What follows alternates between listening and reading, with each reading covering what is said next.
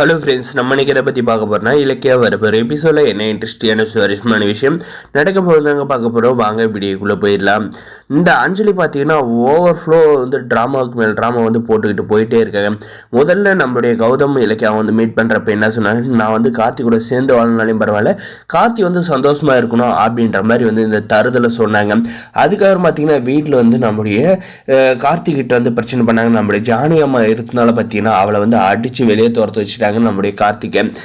இப்போ பார்த்தீங்கன்னா இந்த அஞ்சலி வந்து ஒரு இலக்கிய கிட்ட வந்து நான் ஜானி வந்து சத்தியம் வாங்குறதுக்கு கோயில் கூப்பிட்டு போயிருந்தாங்க. அதுவுமே பார்த்தீங்கன்னா ரொம்பவுமே வந்து ஃபாலோ போனதுனால பார்த்தீங்கன்னா இப்போ வந்து கடைசியாக வந்து என்ன பண்ணியிருக்காங்கன்னா நம்முடைய கார்த்தியோட ஆஃபீஸ்க்கு வந்து போயிட்டாங்க. மறுபடியும் ஆல்ரெடி அங்கே போய் அசிங்கப்பட்டு இருக்காங்க.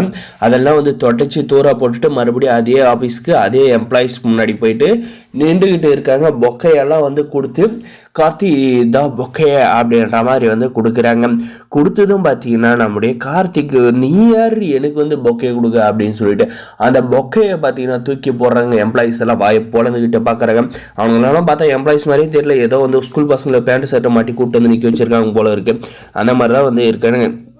இதுக்கப்புறம் பார்த்தீங்கன்னா கார்த்திக் இதுக்கு மேலே நான் எந்த ஒரு தப்பு செய்ய மாட்டேன், என்னை வந்து தயவு செஞ்சு வந்து ஏற்றுக்கும், என்னை வந்து மன்னிச்சிரு, உன் அண்ணா அண்ணி கூட என்னை வந்து மன்னிச்சிட்டாங்க, ஆனால் வந்து ஏன் நீ வந்து என்னை வந்து மன்னிச்சு உன்னுடைய ஒய்ஃபை வந்து ஏற்றுக்கக்கூடாது அப்படின்ற மாதிரி வந்து சொல்கிறாங்க. அதுக்கு பார்த்தீங்கன்னா அவங்க வந்து ஏற்றுக்கிட்டான்னு உனக்கு யார் வந்து சொன்னது, அவங்க என்றைக்கு என்னுடைய நல்லதுக்கு மட்டும் தான் யோசிப்பாங்க, உன் வேலையை பார்த்துட்டு மரியாதையே போயிடு, நீ தான் டிவோர்ஸ் பேப்பரில் வந்து கையெழுத்து போட்டுடல, பணத்துக்கு ஆசைப்பட்டு கிளம்பிக்கிட்டே இரு அப்படின்றாங்க. நான் தான் வந்து பணத்தை வந்து வாங்கலையே அப்படின்ற மாதிரி வந்து சொன்னது பார்த்தீங்கன்னா இப்போ அந்த பணத்தை வந்து வாங்கிட்டு போகிறதுக்கு தான் வந்திருக்கேன், அந்த பணத்தை வந்து நான் வந்து கொடுத்துட்றேன், தயவு செஞ்சு இங்கேருந்து கிளம்பி போயிரு, இங்கே வந்து என்னுடைய மானத்தை வந்து வாங்காத, வந்து என்னுடைய வாழ்க்கையில் வந்து தூக்கி எறிஞ்சு ரொம்ப நாள் ஆச்சு, என்னுடைய வாழ்க்கையில் வந்து பிரியாவை தர நான் வேறு யாருக்கும் இனிமேல் வந்து இடம் தரமாட்டேன் அப்படின்ற மாதிரி வந்து சொன்னோம். பார்த்தீங்கன்னா அந்த பிரியா தான் வந்து உன்னை ஏமாற்றிட்டு எங்கேயோ வந்து ஓடி போயிட்டார்ல, போனவளை நினச்சி நீ எதுக்காக வந்து வருத்தப்பட்டுக்கிட்டு இருக்க, நான் உன்னுடைய ஒய்ஃபு என்று தானே, நீ வந்து என்னவே வந்து ஏற்றுக்கோ அப்படின்னு சொல்றதுக்கு பிரியா எங்கேயோ வந்து ஓடி போகலாம், அவளை வந்து நான் வந்து தேடி கண்டுபிடிச்சி அவளை தான் வந்து கல்யாணம் வந்து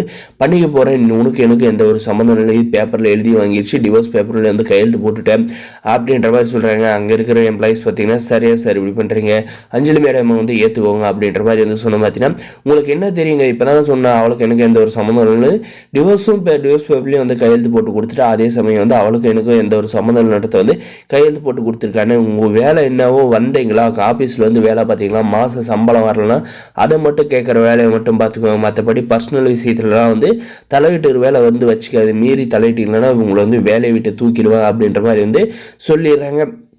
சொன்னதும் பார்த்தீங்கன்னா என்ன சார் மிரட்டுறீங்களா அப்படின்ற மாதிரி சொல்லிட்டு, ஆமாம் மிரட்டுறனே வச்சுக்கோங்க, நீங்கள் எதுக்காக என்னுடைய பர்சனல் விஷயத்தில் வந்து தலையிடுறீங்க அப்படின்ற மாதிரி வந்து சொல்லி அவங்கள போயிட்டு பொத்திக்கிட்டு வேலையை வந்து பார்க்க சொல்லிடுறாங்க. இந்த அஞ்சலி பார்த்தீங்கன்னா அவன் நினச்சது வந்து நடக்கும் அப்படின்ட்டு ஆணவத்தில் இருந்தாங்க. ஆனால் பார்த்தீங்கன்னா நம்முடைய கார்த்தியோட பதிலடி பார்த்தீங்கன்னா ஒவ்வொரு வார்த்தையும் வந்து செருப்படி மாதிரி வந்து இருந்துச்சுங்க.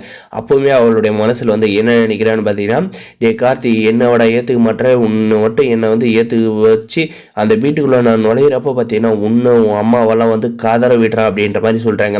இதெல்லாம் புரியாத இந்த இலக்கியம் இந்த கௌதம் தற்கொலை ரெண்டுகளை வந்து எப்படியாவது அஞ்சலியை வந்து வீட்டுக்குள்ள கார்த்திக்குள்ள சேர்த்து வச்சிருந்து பிளான் பண்ணி பிரியாவும் வந்து வேற ஊருக்கு அனுப்பி வச்சிருச்சு. ரெண்டு தருதலையும் மறக்க சப்ஸ்கிரைப் பண்ணி தேங்க்ஸ் ஃபார் வாட்சிங்.